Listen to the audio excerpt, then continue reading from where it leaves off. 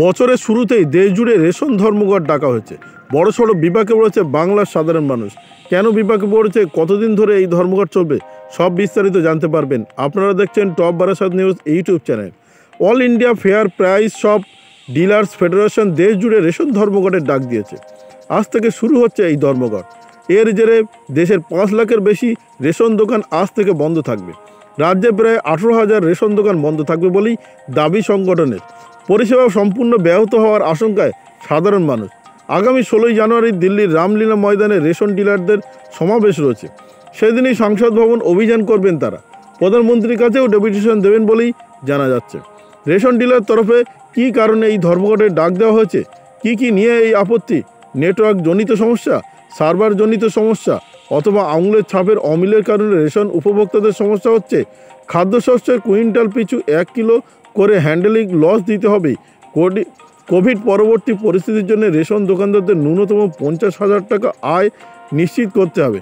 নানা দাবিতে 2024 সালের প্রথম দিন থেকেই লাগাতার রেশন ধর্মঘটে যেতে চলেছে all India fair price dealer association.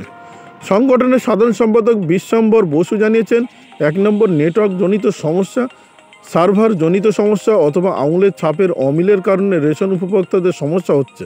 2 নম্বর খাদ্যশস্যের কুইন্টাল পিছু 1 কিলো করে হ্যান্ডেলিং লস দিতে হবে। 3 নম্বর কোভিড পরবর্তী পরিস্থিতির জন্য রেশন দোকানদারদের ন্যূনতম 50,000 টাকা আয় নিশ্চিত করতে হবে। 4 নম্বর চটের বস্তায় FCI থেকে খাদ্যশস্য দিতে হবে। 5 নম্বর দার্জিলিং জেলার মতো বর্তমানে বাদ পড়া অন্যান্য জেলার বর্ধিত কমিশন দিতে হবে। 6 নম্বর NFSA অনুযায়ী অগ্রিম কমিশন দিতে হবে। রেশন ডিলারের সংগঠন জানাচ্ছে, রাজ্যে 20,271 রেশন দোকান আছে। এর মধ্যে 17,261 রেশন দোকান এই ধর্মঘট পালন করছে।